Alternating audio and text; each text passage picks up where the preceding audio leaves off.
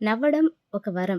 నవ్వు రావాలంటే కూడా అదృష్టం ఉండాలి. మన జీవితంలో ప్రతిరోజు నవ్వుతూ బ్రతకాలంటే మనకు రాసి పెట్టుండాలి. అదేంటి నవ్వడానికి ఒక జోక్ వింటే చాలుగా, ఇంత పెద్ద పెద్ద డైలాగ్స్ ఎందుకు అనుకుంటున్నారా? మీరు చెప్పింది కూడా కరెక్టే. కానీ నవ్వడం అందరికీ సరదాగా ఉంటుంది. మనం ఒకరిని నవ్వించాలంటే మాత్రం మన వద్ద ఏదో ప్రత్యేకత ఉండాలి.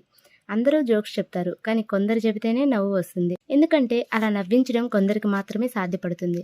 అలా మనల్ని వెండితెరపై దశాబ్దాల పాటు నవ్వించిన వ్యక్తి ఎవరైనా ఉన్నారా అంటే ఒక బ్రహ్మానందం గారి పేరే గుర్తుకు వస్తుంది. ఆ తర్వాత బాబుమోహన్ గారు, ఎంఎస్ నారాయణ గారు, ఆలీ గారు, వేణుమాధవ్ గారు, సునీల్ గారు లాంటి కమేడియన్స్ కూడా మన టాలీవుడ్లో తమ హావభావాలతో మనల్ని నవ్వించారు. అంతకుముందు అల్లూరి రామలింగయ్య గారు, పద్మనాభం గారు, రాజాబాబు గారు లాంటి ఎందరో మహానుభావులు సైతం వెండితెరపై నవ్వులు పూయించారు. వారి నటనతో, హావభావాలతో కడుపుబ్బా నవ్వించిన వారిని, నవ్విస్తున్న వారిని ఒకసారి గుర్తు చేసుకుందాం. అప్పట్లో ప్రముఖ హాస్య నటుడు బసవరాజు పద్మనాభం గారు బహుముఖ ప్రజ్ఞాశాలి. సింహాద్రిపురంలో జన్మించిన ఆయన వెండితెరపై హాస్యాన్ని పండించి తెలుగు సినిమా రంగంలో ప్రత్యేక గుర్తింపు తెచ్చుకున్నారు. నటుడిగా, దర్శకునిగా, నిర్మాతగా తెలుగు ప్రేక్షకులను అలరించారు. ఎన్టీఆర్ గారు, సావిత్రి గారుల కాంబినేషన్లో దేవతా చిత్రాన్ని నిర్మించడంతో పాటు పొట్టి ప్లీడరు, శ్రీరామ కథా సినిమాలకు దర్శకత్వం కూడా వహించారు. శాస్త్రిగా మెప్పించిన అల్లూరి రామలింగయ్య గారు.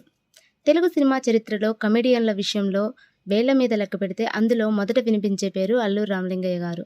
హాస్యంలోంచి విలనీ, విలనీలోంచి హాస్యం సాధించిన విశిష్ట నటుడు ఆయనే. 1953లో తొలి చిత్రం పుట్టినిల్లులో పోషించిన శాస్త్రులు, వద్దంటే డబ్బులో టీచరు, దొంగరాముడిలో హాస్టల్ వార్డెను పాత్రలతో ప్రేక్షకుల్లో నవ్వులు పూయించారు. ఆ తర్వాత భాగ్యరేఖ, మాయాబజార్ చిత్రాలతో తన స్థానాన్ని సుస్థిరం చేసుకున్నారు. 2004 నాటికి దాదాపు 1000కి పైగా చిత్రాల్లో విలక్షణ పాత్రలతో సినీ ప్రియులను అలరించారు. టిల్లు, మాయాబజార్ సినిమాల్లోని శాస్త్రులు పాత్ర అందరినీ ఆకట్టుకుంది.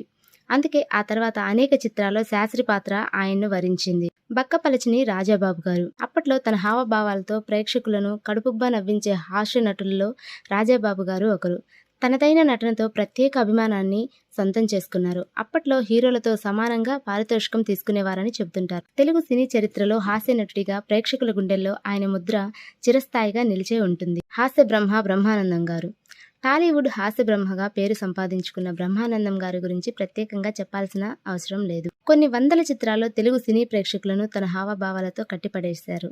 ఫిబ్రవరి 1న గుంటూరు జిల్లాలోని సత్తెనపల్లిలో బ్రహ్మానందం గారు జన్మించారు. టాలీవుడ్లో ఆయన చేసిన సినిమాలకు ఏకంగా గిన్నిస్ బుక్ ఆఫ్ వరల్డ్ రికార్డుకు ఎక్కిన తొలి హాస్య నటుడిగా నిలిచారు.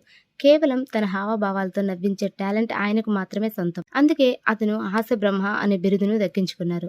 బ్రహ్మానందం గారు సినీ ఇండస్ట్రీలో 31 ఏళ్ల పాటు కమేడియన్గా అభిమానులను అలరించారు. ఆయన దాదాపు